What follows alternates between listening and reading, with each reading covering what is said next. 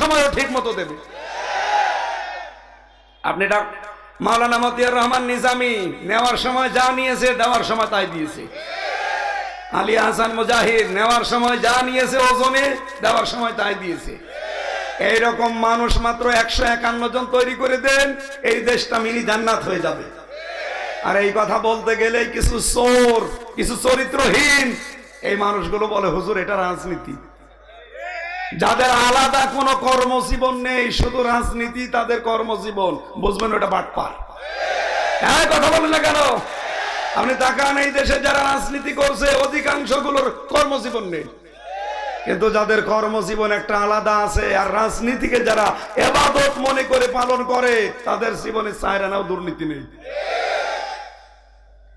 এত কিছু বলার পরও কিছু মানুষ বলে না হুজুর মনে হয় টেনে বলছে। আমি টেনে বলছি মানে আমি তো বাস্তব দেখাচ্ছি। কয়েকদিন আগেও গিয়েছিলাম পাবনায়, দুইটা মন্ত্রণালয় রিজেক্ট চালিয়েছে। মন্ত্রী ছিল আবার এমপি ছিল, তার ঘরটা এখনো পর্যন্ত কাঁচা দেওয়াল, উপরে টিন। বাস্তবতা বোঝেন? ভূমি মন্ত্রীর দায়িত্ব পেয়েছিল এই দেশের এক কোলাঙ্গার, 630টা বাড়ি বানিয়েছে। আমি কয়েকদিন আগে মালয়েশিয়া ছিলাম, যেই হোটেলে উঠি দেখি নিচে 2 শয়তান চা খাচ্ছে। কি গো এখানে? হুজুর আমরা আগেই পালিয়েছি। কেন? সাহেব পাড়া বানিয়েছেন, থাকবেন না? ওখানে থেকে মায়ের খাবো, ঘর তালা লাগানো। কারণ এদেশেও বাঙালি আছে, যদি ওখানে যাই পিটিয়ে ভাতটা বানিয়ে ফেলবে। শুধু কি বাইরে, সারা বাংলাদেশের একই অবস্থা। কথা বলেন, উস্কানিমূলক কথা বলবেন, 32-এর মতো হবে। এই জন্য সাবধান, নিজে বিপদে পড়েছেন, কাউকে যেন আর বিপদে ফেলেন না। বৈষম্য বিরোধী ছাত্র আন্দোলনের যারা সমন্বয়ক, ঘোষণা অলরেডি দিয়ে দিয়েছে, সামনে থেকে যদি কোনো ফ্যাসিস্ট এরকম মুখ খোলার চেষ্টা করে, এখন তো গেছে 32, সামনে যাবে মেম্বার চেয়ারম্যান। আর যৌথ বাহিনী যা আরম্ভ করেছে, আর 7 দিন যেতে দেন একেবারে ঠান্ডা ফ্রিজ মার্কা হয়ে যাবে। যে পিটানো আমি দেখছি, যে পিটাই গো। আমি রিমান্ডে 10 দিন ছিলাম, বাস্তবতা কিছু আমাকে দেখিয়েছিল। ওরা যে এরকম একটা চেয়ারে বসিয়ে দেয়, হাতের সাথে আর পায়ের সাথে ক্লিপ লাগিয়ে দেয়, মাথার সাথে ক্লিপ লাগিয়ে দেয়, কালো একটা টুপি পরে। ওদের একটা মেশিন আছে হাতের আর পায়ের সাথে মিল করা, এই নিয়ে শুধু এরকম সুইচ টিপ দেবে, আস্তে করে আপনার এই আঙ্গুলের নখগুলো খুলে চলে যাবে। শুধু নখ খোলেন তো দেখেন ফিনকি দিয়ে রক্ত বের হবে। কি কথা বলেন না কেন? যেই রক্ত বের হবে ফিনকি দিয়ে, নখগুলো উঠে যাবে, তখন পাতলা মিহি যে লবণ আছে, মোল্লা সল্ট, ওইটা ছিটিয়ে দেবে। খুব আরাম লাগে না? যে চেয়ারে বসে আছে, হাত বাঁধা, পা বাঁধা, গলা বাঁধা, শুধু একবার সুইচের টিপ দিলে 1 মিনিটে 120 বার ঘুরবে। 1 মিনিট পরে মনে হবেন 3-4টে দুনিয়া দেখতে পাচ্ছি। এই মেশিন গুলো জালেমরা ব্যবহার করতো, ওগুলো এখনো আছে না নেই?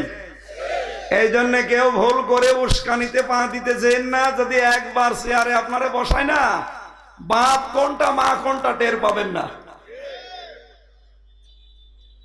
আশা করছি বিশৃঙ্খলা যারা তৈরি করার চেষ্টায় আছে, এরা যেন থামে। আর ডক্টর ইউনূসের মাথা কিন্তু মাথা না, ও মাথা পুরাটা ম্যাগনেট। ও আজকে সকালে যে ঘোষণা দিয়েছে, ও যা বলেছে ও কিন্তু করে ছাড়বে, শান্ত করে ফেলবে একেবারে। ও দেশের খেলোয়াড় না, আন্তর্জাতিক খেলোয়াড়। এই কথা বলে না কেন? উস্কানিতে যারাই পা দিচ্ছেন কোনো লাভ নেই আপনার।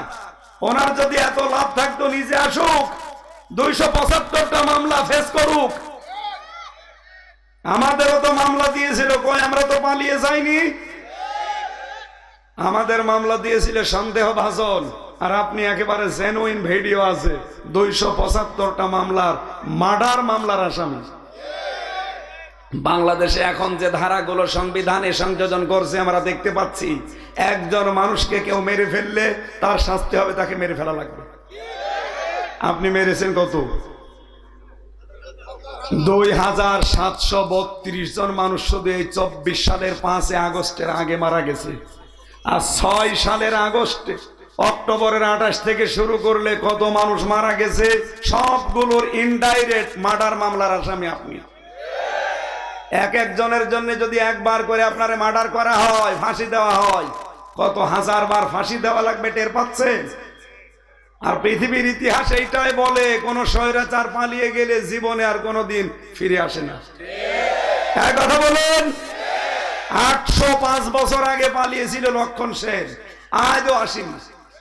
আরে ভাই, 805 বছর চলে গেছে, এখনো যদি না আসে ও আবার কবে আসবে?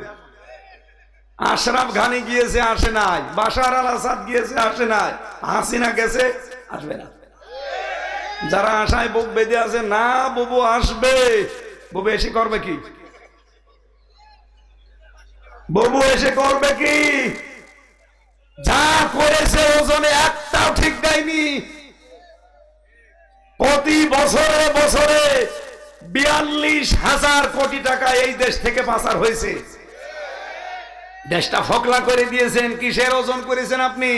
বাংলাদেশ এখন যে ঋণ, এখন কেউ জন্ম নিলে তার মাথার উপরে 1,10,000 টাকা ঋণ। আর আপনি বলেন আমি উন্নয়নের রোল মডেল বানিয়ে দিয়েছি। যত টাকা পাচার করেছেন, টাকাগুলো যদি পাচার না করে এই দেশে কর্মসংস্থান তৈরি করতেন, এই তারেক সাহেব যেমন কর্মসংস্থান বানিয়েছে, এইরকম শিল্পপতি বাংলাদেশে যারা আছে, টাকাগুলো পাচার না করে যদি এই দেশে কর্মসংস্থান বানাতো, এদেশ থেকে বাইরের দেশে যে রাস্তা ঝাড়ু দেওয়া লাগতো না, টয়লেট পরিষ্কার করে রান্না করে খায়, আমি নিজে দেখেছি। অথচ এই দেশে কোটি কোটি, প্রায় 36 লাখ যুবক এখন বেকার। এই মানুষগুলো বাইরের দেশে যাচ্ছে টাকা ইনকামের জন্য। কেউ রাস্তা ঝাড়ু দেয়, কেউ পায়খানা পরিষ্কার করে, কেউ ভাত রান্না করে। একটা সম্মানজনক কর্মজীবন নিয়ে এই দেশে বাস করা যেত না? আপনি নিজেও ধ্বংস হয়ে গেলেন, আমাদেরকেও বিপদে ফেলে গেলেন। এই যেন ওজনে আর যেন সামনে কেউ কম বেশি করতে না পারে, সজাগ থাকা লাগবে ইনশাআল্লাহ। আমরা কিছু মানুষের উপর বিশ্বাস করতাম, কিন্তু না, তাদের চরিত্র অলরেডি বাংলার মানুষের কাছে প্রস্ফুটিত হয়ে গেছে। কিছুই করতে পারেনি, এখন অলরেডি চাঁদাবাজি আরম্ভ করে দিয়েছে। ওরা এখন মাঝে মাঝে বলে আমি রাত 2টায় যাই চাঁদা চাইতে। মানুষ জানে কি করি গো? আরে ভাই, রাত 2টা। আমি ওদের মেশিন দেখেছিলাম, ওদের ওই মাটির নিচে যে ঘর, এমন মেশিন ফেট করা আছে। আপনি রাত 2টার সময় নারায়ণগঞ্জে যান বন্দরে চাঁদা চাইতে, মনে করছেন কেউ জানে না। ওদের কাছে যে মেশিন, আপনি পায়খানায় বসে বসে কোন দিকে তাকান, ওরা দেখতে পায়। বোঝেন আপনি? দেশটা ওরা এখন নখদর্পণে রেখেছে, দেখতে চাচ্ছে কে কি করে। অলরেডি অনেকের চরিত্র কিন্তু ফাঁস হয়ে যাচ্ছে। এই জন্য আপনারা থামেন। আপনারা একটা মাজলুম দল, 14 দল বাদ দিয়ে বাংলাদেশে আমরা যারাই আছি সবাই মাজলুম। এক কথা বলেন না কেন? নিজেদের পায়ে নিজে কোড়াল মারবেন না। জাতীয়তাবাদী দলের ভেতরে 2টা গ্রুপ এখন, একটা ডান একটা বাম। ডান গুলো অন্তত তারেক জিয়ার কিছু কিছু কথা শোনে, বাম যেগুলো, ওগুলো সব চলতেছে দাদা বাবুদের উস্কানিতে। ওরা মনে করেছিল যে ওরা আমাদেরকে চেয়ারে বসিয়ে দেবে। 53টার উপরে চুক্তি হয়েছিল হাসিনার সাথে, কন্যা চলে গেছে, চুক্তিগুলো সব ইউনূস বাতিল করে দিয়েছে। এখন যে বিপদে পড়ে দোয়া পড়বে তাও পারে না, কারণ দোয়ার নাম কি?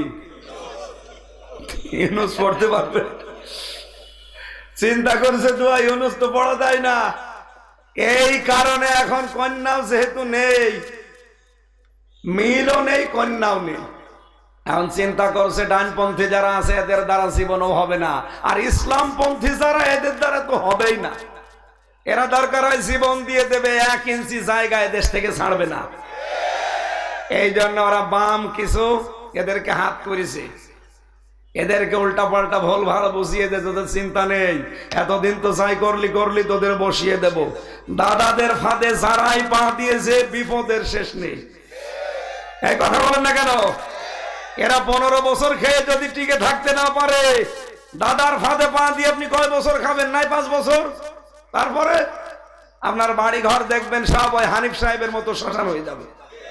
আপনি হানিফের বাড়ি যেই দেখে আসেন কুষ্টিয়ায়, সব শ্মশান হয়ে গেছে। আর রব্বুল আলামিন, আমার এই আয়াতটা মনে পড়ে আর হানিফ সাহেবের নাম আসে মনে। আল্লাহ মনে হয় হানিফের বাড়ির দিকে তাকিয়ে আয়াতটা দিয়েছে। ফাতিলকা বুয়ুতুহুম খাবিয়াতাম বিমা যালামু। সূরা নাহাল 14 কি 19 নাম্বার পারা, নাহাল না নমল, সূরা নমলের ভেতরে আছে 19 নাম্বার পারা 20 নাম্বার পৃষ্ঠা 7 নাম্বার লাইনের 52 নাম্বার আয়াতে আছে। আল্লাহ পাক বলেন, এই সেই ঘরগুলো খাবিয়াতান, আমি জনশূন্য করে দিয়েছি, আমি পরিত্যক্ত বানিয়ে দিয়েছি, বিমা যালামু, এই জালেমদের জুলুমের কারণে।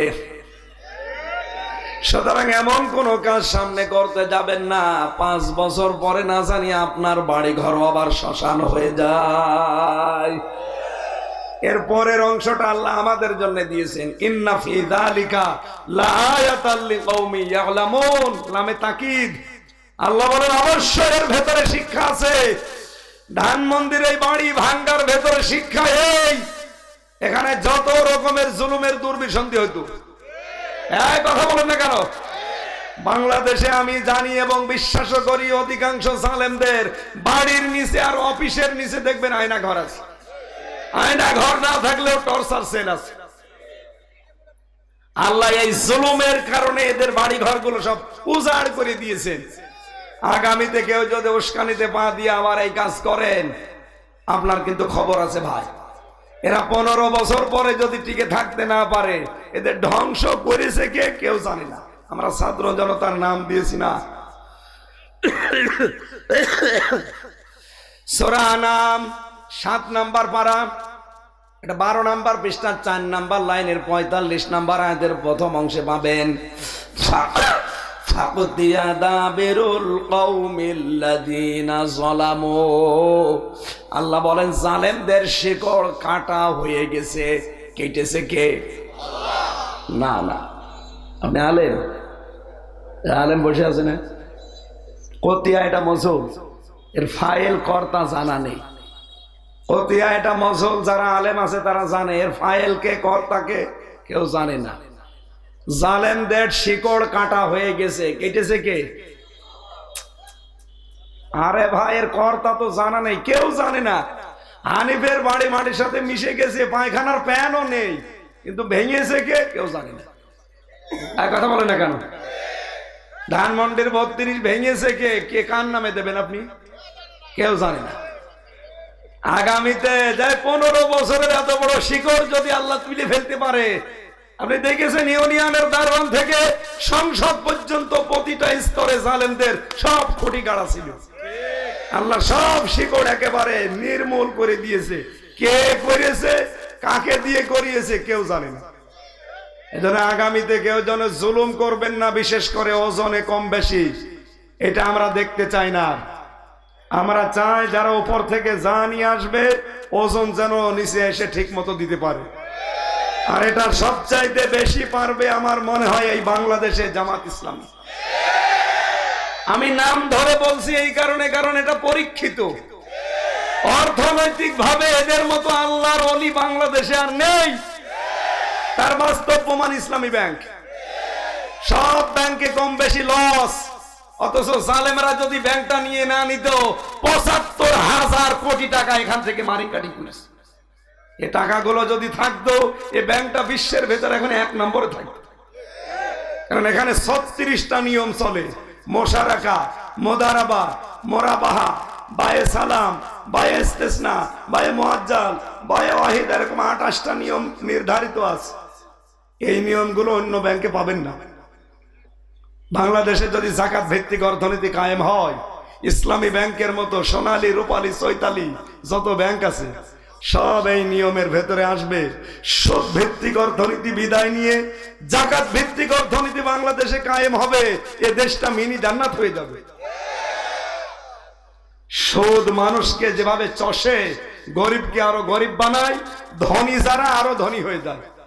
কিন্তু ইসলাম এটা চাই, কাইলা এখন দৌলাতাম বাইনাল আগনিয়াই মিনকুম, আমি চাই না শুধু ধনীরাই ধনী হবে, গরিব আরো গরিব হয়ে যাবে না। সূরা হাসর আল্লাহ বলেন আমি চাই সবার কাছে টাকা পয়সা থাকবে, খাবার থাকবে, আর এইটার জন্য যাকাত দরকার। এই কথা বলেন না কেন? এই যাকাত ভিত্তিক অর্থনীতি কায়েম হলে ঠিক ওজনে কম বেশি আর হবে না, যেখান থেকে যা আসবে ঠিক মতো বন্টন হবে। সেই দৃশ্য আমরা সামনে দেখতে চাই না? যদি এই দৃশ্য বাংলাদেশে কায়েম না হয়, শোয়েব সাল্লামের জাতিকে যেভাবে ধ্বংস করেছে আমাদের বরাতেও এটা আছে। এজন্য নিজের কপালে নিজে কোড়াল মারবেন না, নিজে আগুন লাগাবেন না, সামনে ঠিক করেন পজিশন, কি করবেন। এমন মানুষকে আপনার রায় দেবেন যারা অর্থনৈতিক ভাবে আল্লাহর ওলি। এই কথা বলেন না কেন? একটা টাকা দুইটা মন্ত্রণালয়ে আপনি অনুসন্ধান করেও কোনো দুর্নীতি পাননি, এর চাইতে ওলি আপনি কোথায় পাবেন? আমরা আল্লাহর ওলি খুঁজতে যাই বরিশালে, চট্টগ্রামে, সিলেটে। কিসের আল্লাহর ওলি? আল্লাহর ওলি তো ওইটা যার কাছে টাকা পয়সা দিলে লেনদেন ঠিক রাখে। বাংলাদেশে একটা মন্ত্রী দেখান যে তার মন্ত্রণালয় চালানোর পরে বাকি টাকা ফেরত দিয়েছে, দেখান। অথচ মাওলানা মতিয়ার রহমান নিজামী ফেরত দিয়েছে।